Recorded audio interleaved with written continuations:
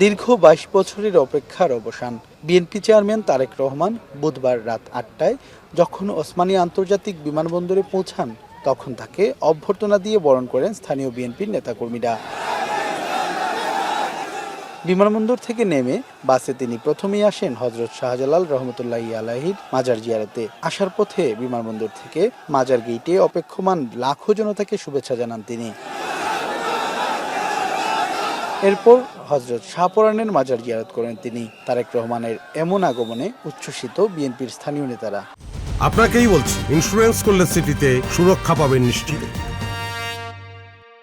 তিনি not only chairman of the BNP, তিনি সিলেটের জামাই, সিলেটের দুলাভাই। আমাদের আলাদা ফিলিংস কাজ করছে, সুতরাং লুকেরও করেন হবে ইনশাআল্লাহ। আগামী নির্বাচনের ঢেউয়ে সকল অপশক্তি বেসে যাবে ইনশাআল্লাহ। বিএনপির দ্বারা শেষ বিজয়ী।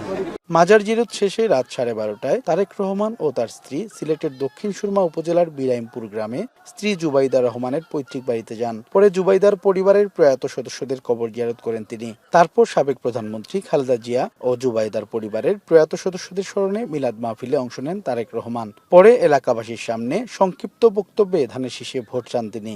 আগামী দিনের এই দেশকে সুন্দরভাবে গড়ে তোলা, আমরা যে ফ্যামিলি কার্ড দিব মায়েদের জন্য, ঘরে ঘরে সেই ফ্যামিলি কার্ড যাতে পৌঁছতে পারে আপনাদেরকে খেয়াল রাখতে হবে। বৃহস্পতিবার সকাল 11টায় জনসভায় বক্তব্য রাখবেন তারেক রহমান। পরে ফেরার পথে তারেক রহমান মৌলভীবাজার সদর উপজেলার শেরপুর এবং হবিগঞ্জের শায়েস্তাগঞ্জ উপজেলায় দুটি আলাদা জনসভায় বক্তব্য দেবেন।